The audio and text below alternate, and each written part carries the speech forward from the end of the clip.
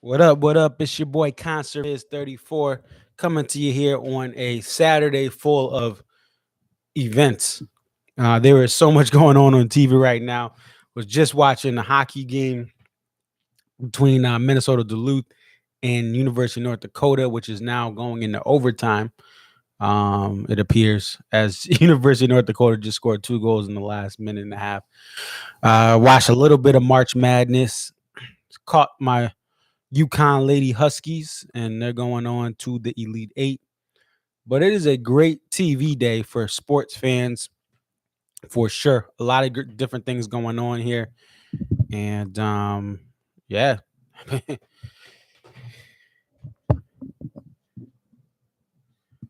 But I am live and direct. We're gonna talk a little Dave Matthews Band.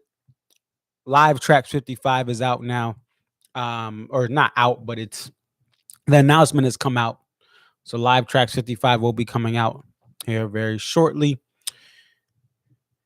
We also have some updates, and I'll make a fuller video on this later in the week. But Bank of New Hampshire Pavilion, there's been some information they're sharing that no one else is sharing in the industry, and it could be a bunch of cap. For those who don't know what cap means, it could be all lies. It could be fronting to get people's hopes up. It could be truth. It could be a little bit of both, and I think it's a little bit of both. So there's some updates. I finally got my mic stand. It took 2 weeks for this mic stand to come in. The mic came in. I got the mic delivered really quickly at Guitar Center. Went to Sweetwater to order the mic stand. They had the special stand for this mic, and it took 2 weeks and a couple of emails of, yo, where is my mic stand? So I'm excited to get at it with you guys, and hopefully some people will come in. I'm gonna share this link on Twitter.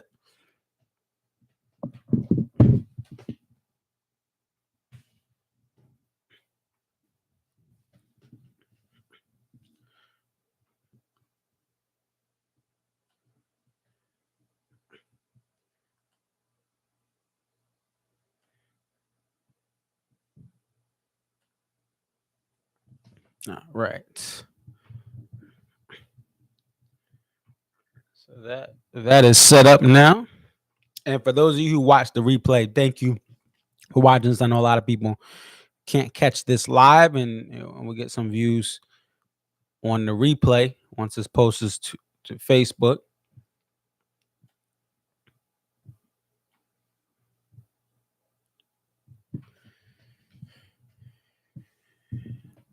But it is March Madness right now, and there's a lot of things that people are going mad about.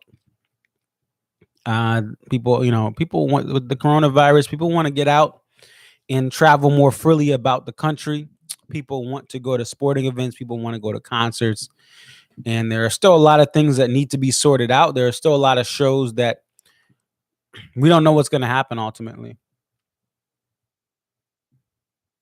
So there is a lot of people anxious to have this country opened up and be safe, be well, and for things to get back to what we consider normal.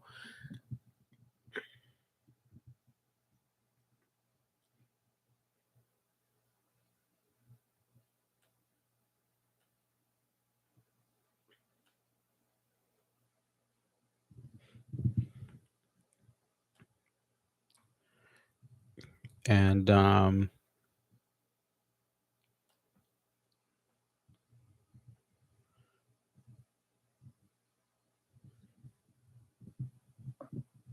yes, so we're going to talk Live Trax 55 in just a moment.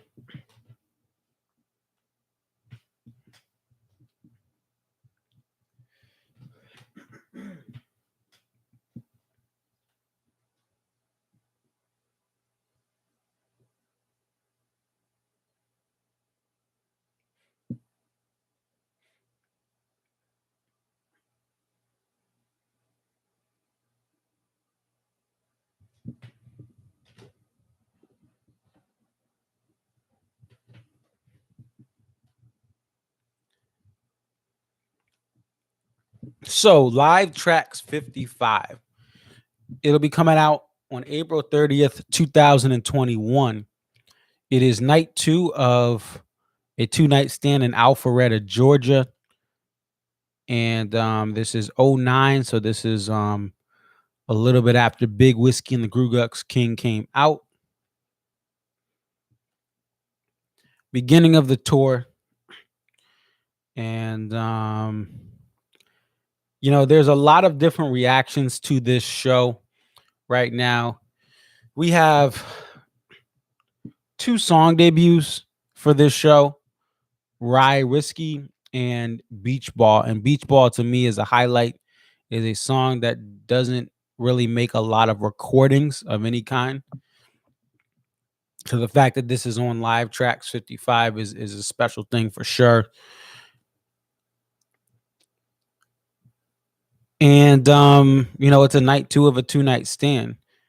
And one of a band I love here, which is called the Abbott Brothers, actually opened up for them. And man, I would have loved to have been going to shows back then. I was not in the live part of my DMB fandom at that time. But they actually, what was cool is for this, as they always do, they mixed up their set 2 consecutive nights. So that's really cool that, usually the openers play the same stuff. Now there's some, you've had Flecktones and other people that are jam bands or bands that mix it up, but most times you're getting the same set. But they actually did 2 separate, unique sets here. And thanks to the Almanac for having that available and accessible. But this show, on paper, there's not much that stands out about it, but that's 2009. There are definitely shows in 2009 that are superior to this, but that's just the reality of this tour year. You have Big Whiskey and the Grugux King that had came out, and the year prior, right?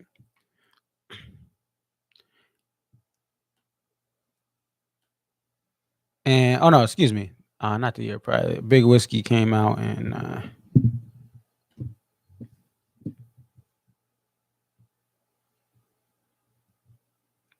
see, I always forget this. Big Whiskey. Oh, it came out in June of '09. So this was before it came out officially, but they were playing Big Whiskey songs. But the tour itself really, these are April shows. The tour got lit once they really started to get to Hartford, right? Later in the summer, when the first shows after Big Whiskey came out, that's when this tour really got lit. So this is kind of earlier in the year. And so this isn't, I look at, just to go to the Hartford show,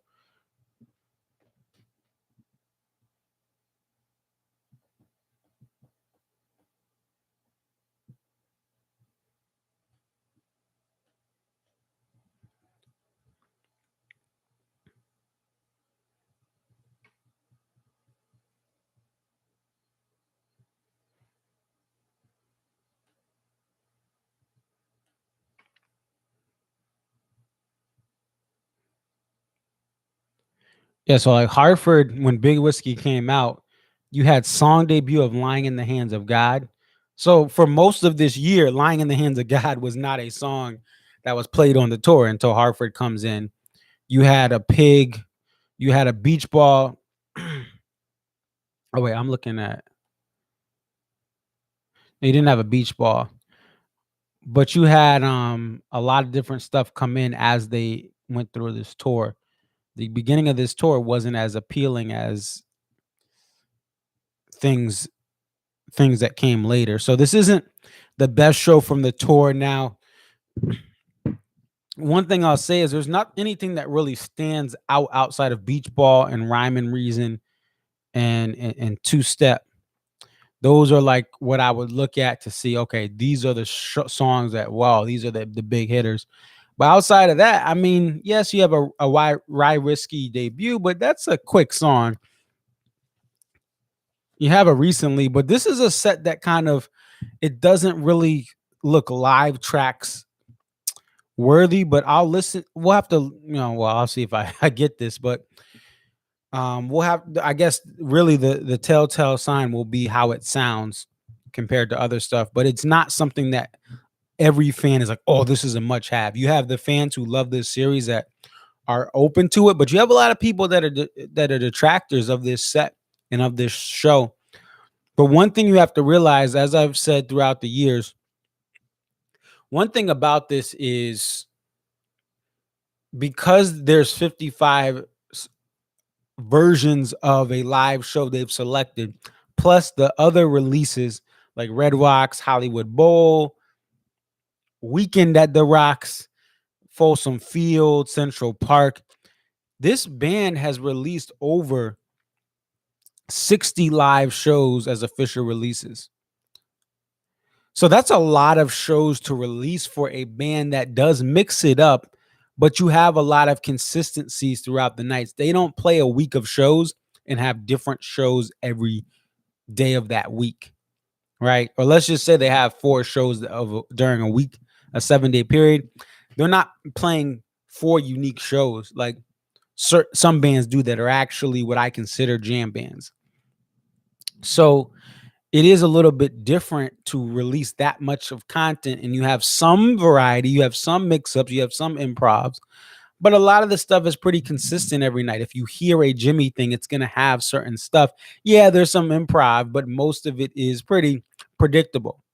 Where the Grateful Dead, you can listen to a Sugar-Ree on a Tuesday and a Sugar-Ree on Saturday, and it's like 2 totally different lengths and 2 totally different songs. Where for the most part, if you hear a 2-step on any given tour, it's about the same time.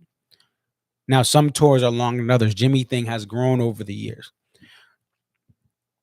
41 has grown in time over the years. But pretty much on a given tour, it's the same thing, the same framework with some variety, some improv. Sometimes Dave forgets the lyric, and it is actually better when he forgets the lyrics. But, I mean, there's not much of diversity in some of the recordings of the same song throughout a month of a tour, right? Sometimes if you take 3 or 4 months of a tour, month 1, 41 sounds different than month 4. A new song comes on to it's getting road tested. The old 2004 songs that may sound different in the 3rd month of the tour. So with that said, the fact that they've released 55 shows is impressive, but you're going to have some shows that aren't. The super rare stuff. And keep in mind, what you have to keep in mind is that with these releases, there's going to be good ones and there's going to be bad ones, and they're not going to give away the house on live tracks while the band is still touring. One of the main revenue streams when a band stops touring is you start releasing some rare stuff. You start releasing stuff people really wanted, and you don't give it to them until 10 years after the band stops touring. We look at the Grateful Dead, and they had Cornell 77, arguably the best show of what people say of their career, the best sound mix, era, blend, everything was right that night. And many fans heralded it as the best Grateful Dead show. That did not come out until a couple years ago in the late 2010s. This show is from 1977, folks. So you're going to have a lot of the shows fans are waiting for to come out are not going to come out until 5, 10, 15 years after the band stops touring. And that's just something that every artist does. You see an artist pass away and there's these unreleased recordings, right? Like Prince has all these recordings in a vault, and they were never released while he was living. And there were plans to release things as he passed, or maybe, give people access and ownership over releasing these things. So there's always just one of the mottos of music is artists and bands and even the labels, they save certain stuff for when it's time for this band to stop touring, or when someone passes away, or when the band breaks up. And the Dave Matthews Band is saving a lot of things for sure until and we're not gonna get this until the band stops touring. So as much as this show to me is one of those intermission type live track shows, when you look at some of the other ones in the late 40s and early at the turn of the 50s, there were some really, really special shows for sure. This is one of the shows that if you know, give it a shot. If you have the money and you just love this series, buy it.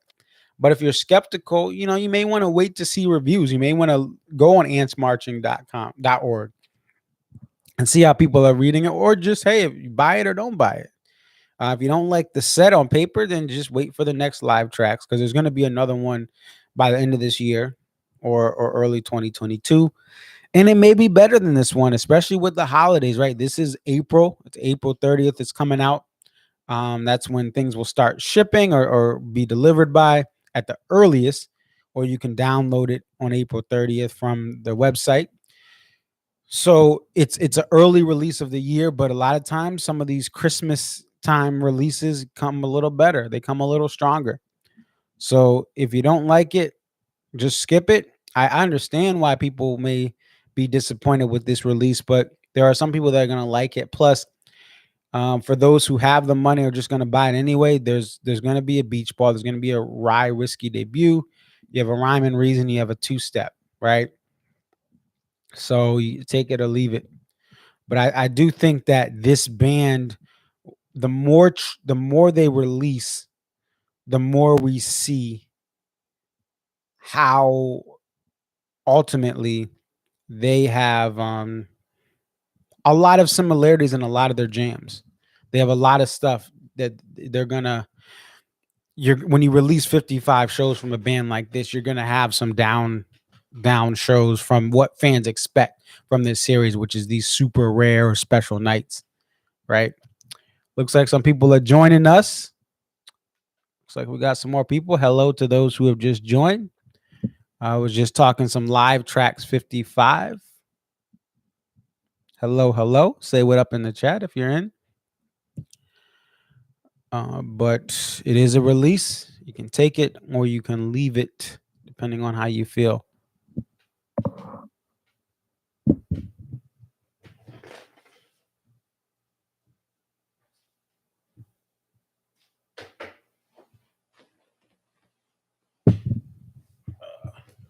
I'll try to adjust this mic.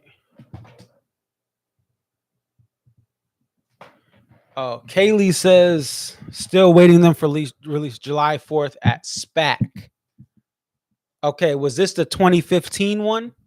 Are you talking 2015? I think that was the same year the Grateful Dead had Fare Thee Well, and they did A Friend of the Devil, if I'm correct.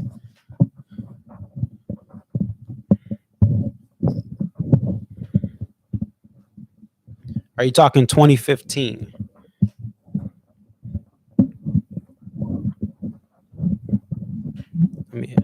Oh yeah, 2015. Yep. So yeah, no, that's definitely, there's a lot of fans, and actually those posters in the poster community have a pretty high value. The posters from those nights are huge, must-have posters.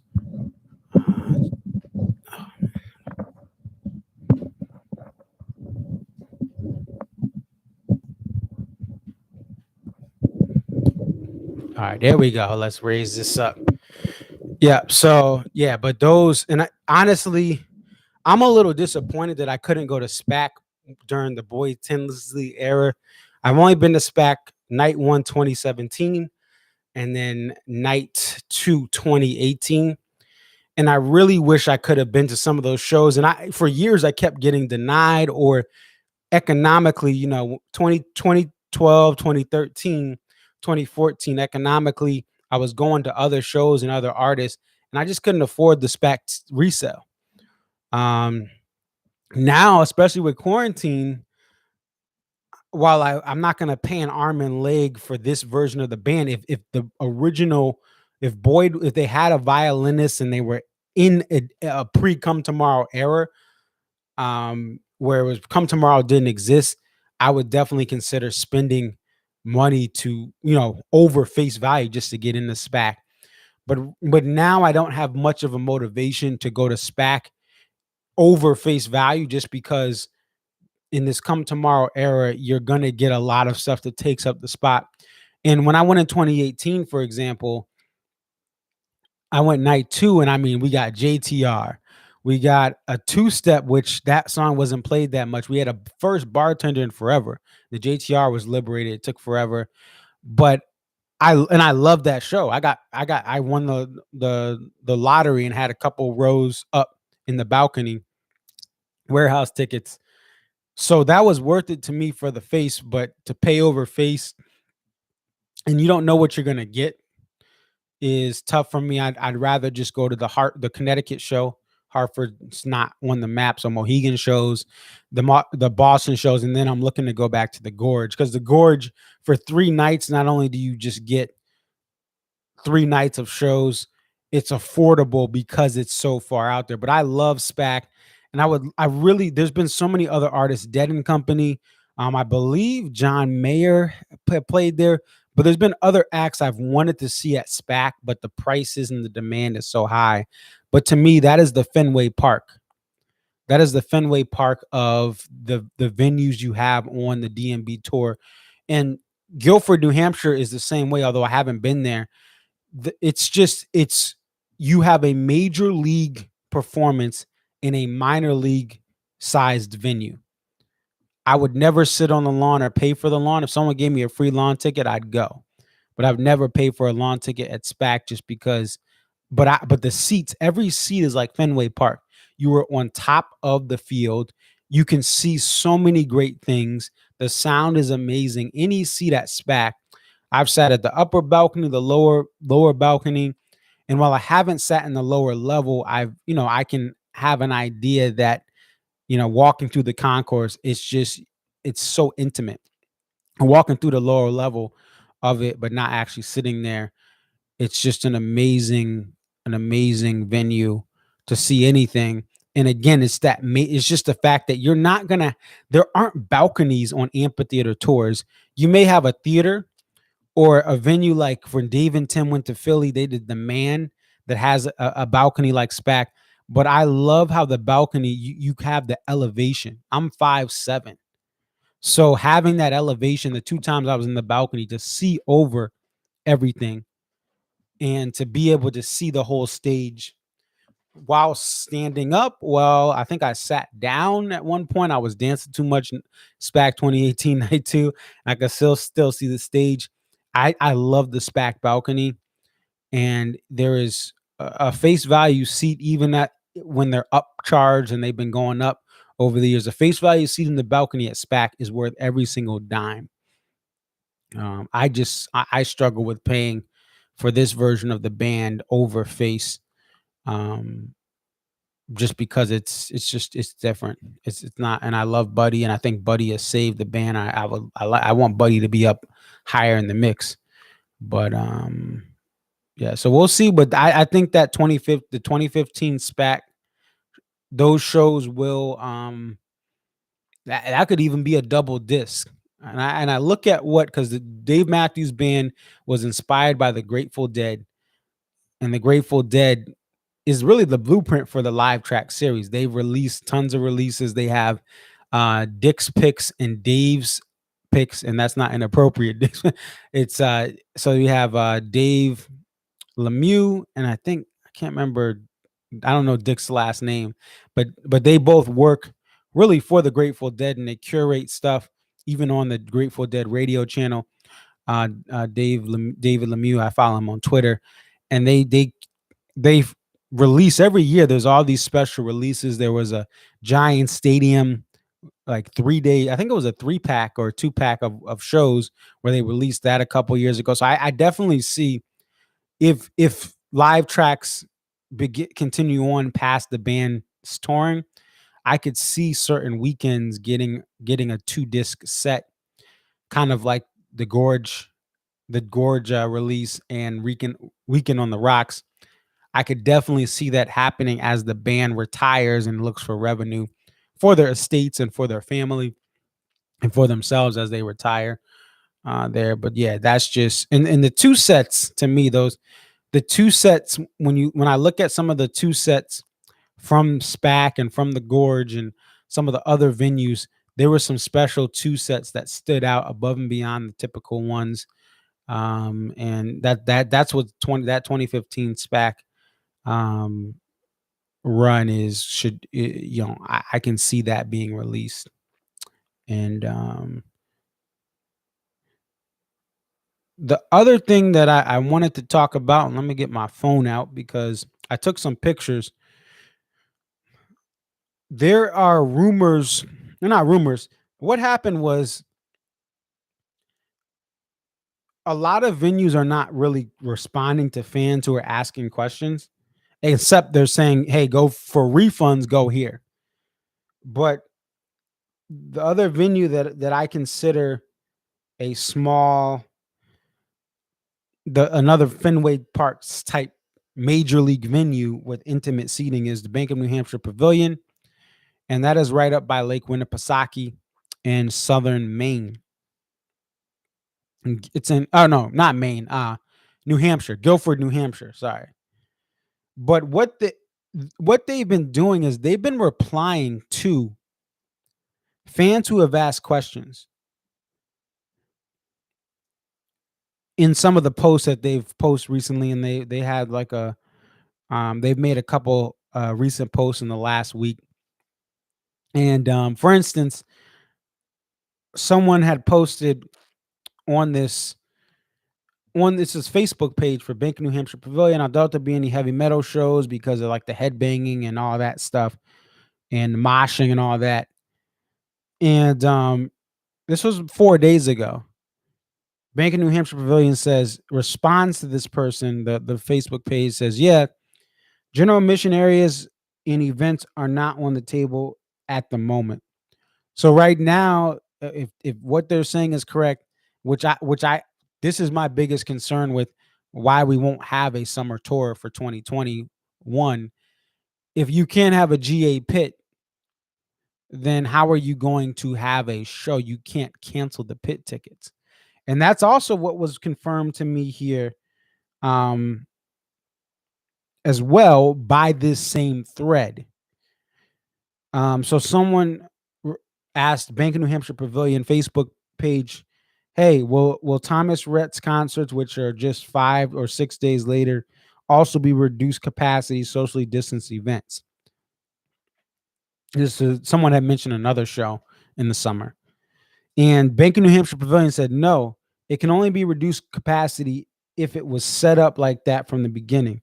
Thomas Rhett will sell out both shows at full capacity. We expect those dates may move later in the summer when we do expect to return to full capacity. Please stay tuned for more info. Now, this is something that I believe that it seems like if something was sold at full capacity, they can't socially distance that event. They either got to reschedule it or cancel it. That seems like something legally or something they would write up that's believable. So what that means is if they can't do a show at 100% and this show was sold in 2020 or 2019 as far as the original on sale, they're not going to be able to cut a certain percentage of the fans and let the show go on.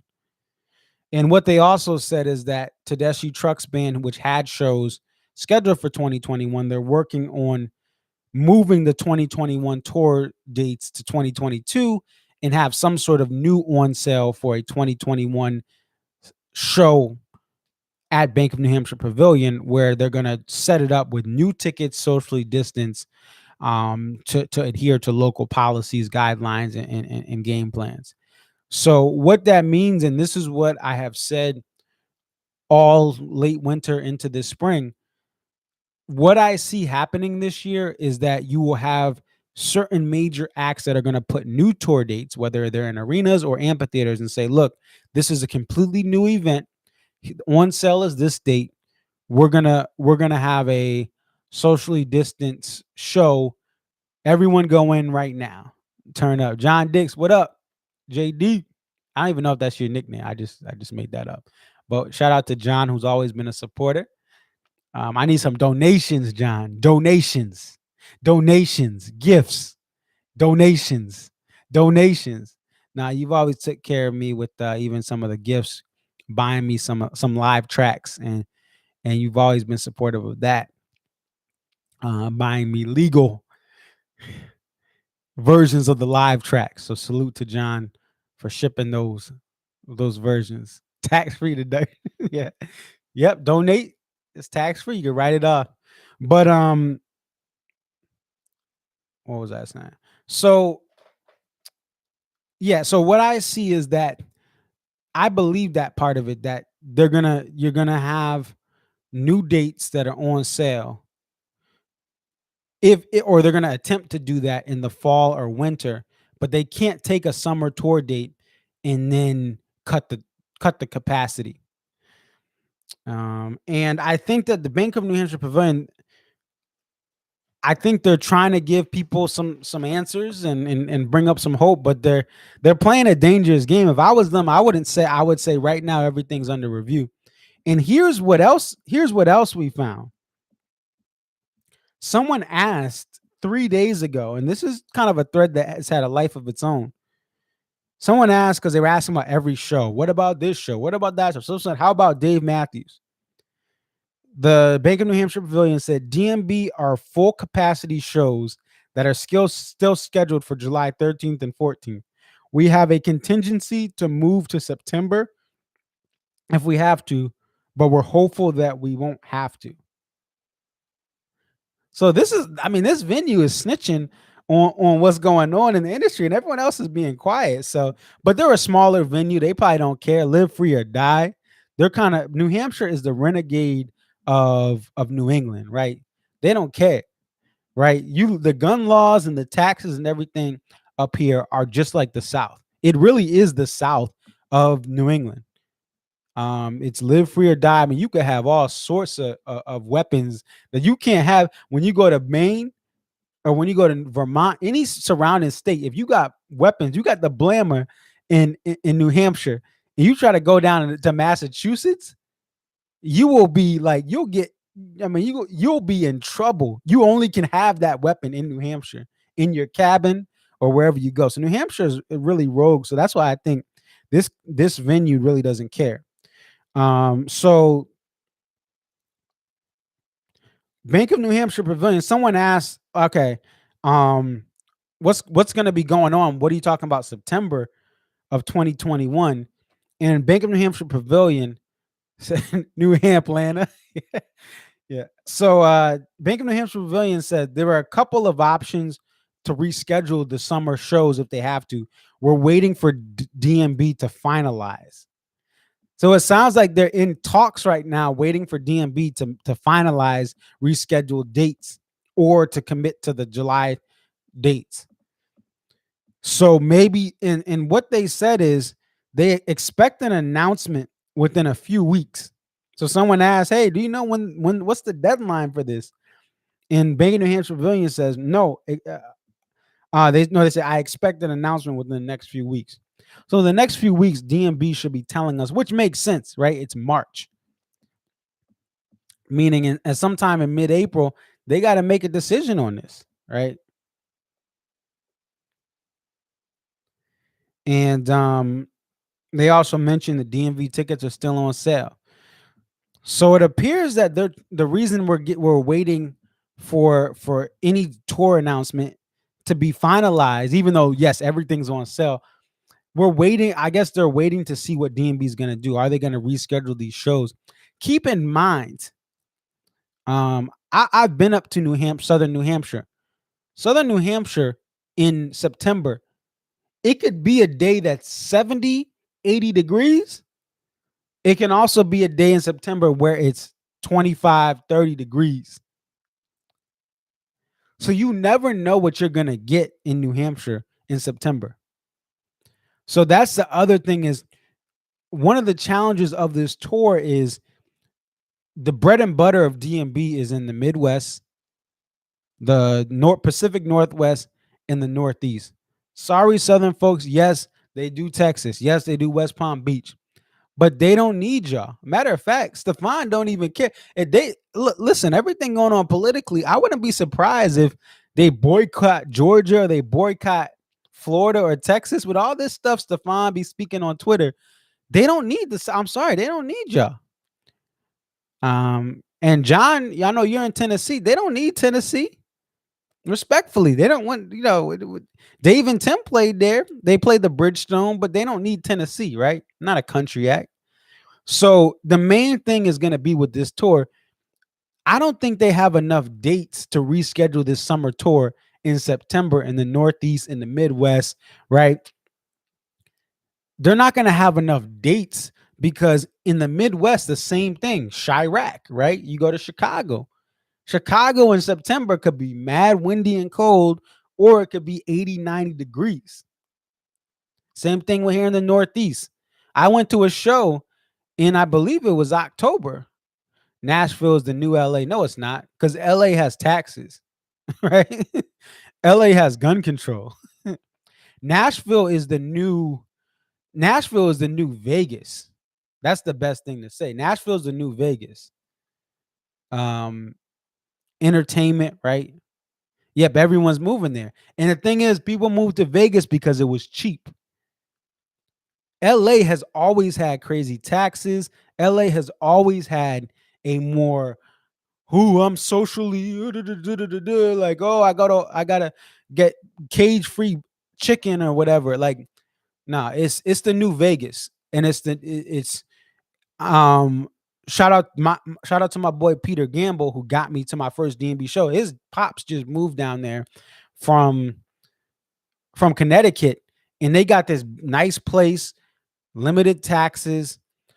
A lot of people are moving there because there's the land, there's the opportunities. I know someone, a Facebook friend from a former video game forum. He's out there playing the drums, and he's worked his way to be into a band. He just was out there playing the drums, and really just he worked his way from nothing to now he's with with a band that gets its acts. And I know Nashville, from open mics I did, Nashville has it's very competitive, but if you got connections, you can get an open mic 3 or 4 months from now, right? It's so booked up that certain acts they can get an open mic in 3 or 4 months from today, and then that's their shot. If they do good, that's great. If they don't, they maybe go missing. They can try to write for someone, right? Because they didn't got that look of a country star, but they can write for people. One of my boys went to University of Tennessee, Knoxville, and learned about the writing game in Nashville, and had been up there. So, but anyway, I say all that to say that I don't know how they can move all the Northeast dates to September. Because again, I went to a show here in October of 2020, my only outdoor show of 2020, and it was 70 degrees. And I bought the tickets the night before when I saw it was going to be 70. And it's still at night. It was cold. We had jackets on because it went from 70 degrees at show start time. Warren Haynes and Danny Lewis. It went from 70 degrees to about 40, like 50 degrees. It dropped 20 degrees throughout the show. It was nice and warm at an hour before sunset as Warren and Danny went on, and then it was like 50s or 40s when we left. 2.5, 3 hours later, there was an intermission. Warren and Danny, they do the jam band type stuff, so they had a pretty good 2 sets. So I just don't see how they. I don't see how they get to. I don't see how they reschedule everything for the Northeast and the Midwest shows, which are the bread and butter of this entire fan base and an entire tour. And I think that Bank of New Hampshire Pavilion is saying, yeah, we're working on rescheduling. We have these tentative dates, but I think ultimately this whole summer tour will be canceled, and maybe you have a winter tour. Maybe. There's rumors that Dead and Company is going to have a winter tour, which they do every year. And I think it's feasible to have 2 or 3 or 4 shows in the winter. Now, and the thing is with this, I'd rather DMB just not play. I don't want them to have a socially distanced show. I'll tell you this, Connecticut is becoming the social distance capital of jam band music. We have a bunch of acts, Pigeon playing ping pong, Goose. Now, these are younger acts that you may not know about if you haven't discovered some of the new bands.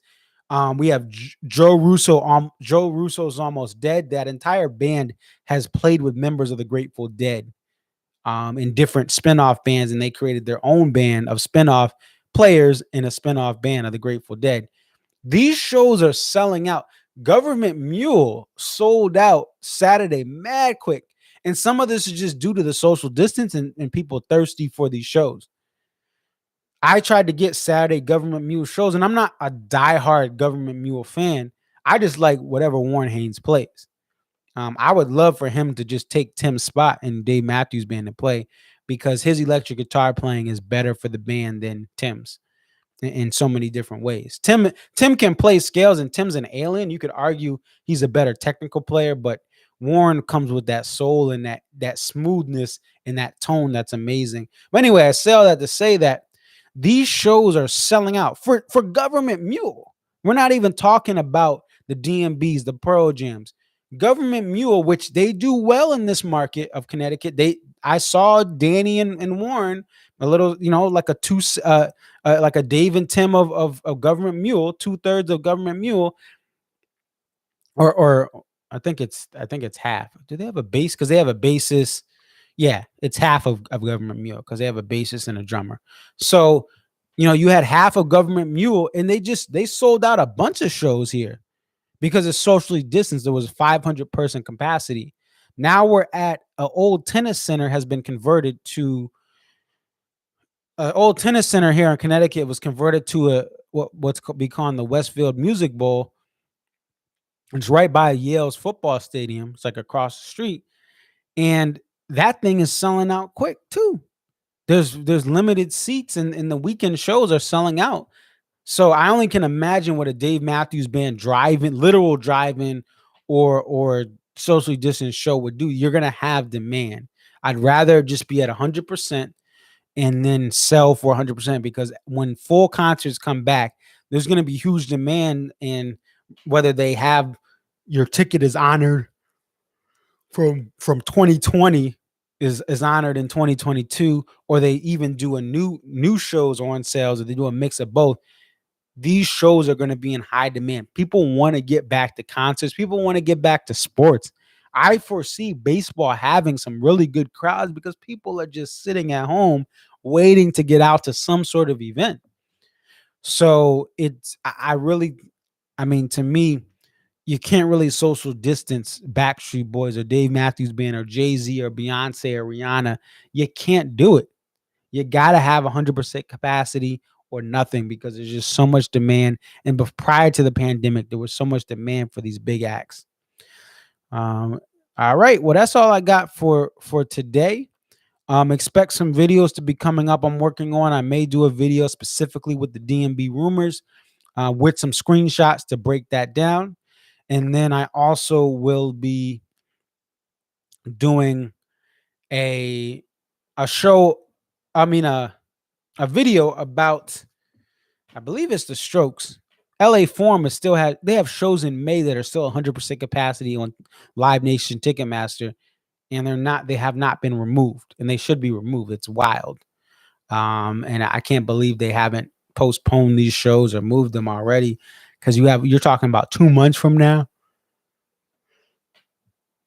LA already has so many restrictions already, and things are not going to get to 100% capacity anywhere, let alone LA, which has been stricter than strict. They let the movie sets have full meals, but then like right across the street, restaurants couldn't have outdoor dining forever.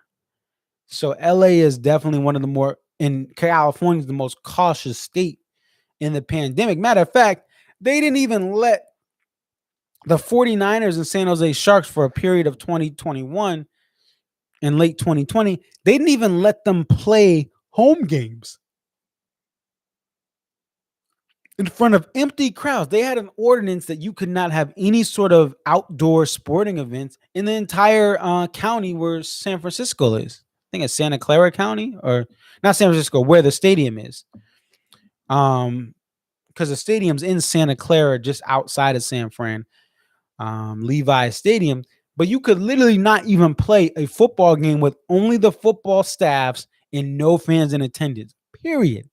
hockey games, anything from small sports, youth sports to professional. It was wild. I do not see LA or California opening up 100% capacity by May, even with the economic hits they're taking, which is why the state's opening up, because they're like, yo, we losing people. People are moving out and we're losing economically. And LA will always be LA. People are saying California is going to change. California is losing a lot of wealthy residents, but California has worse traffic.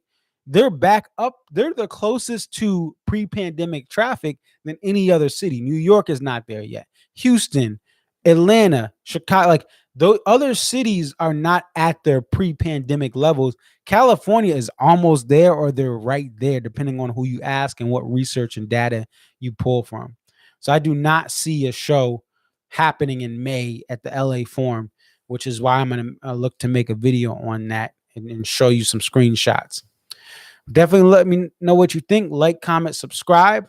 It's your boy Conserviz 34. I'm out. Peace.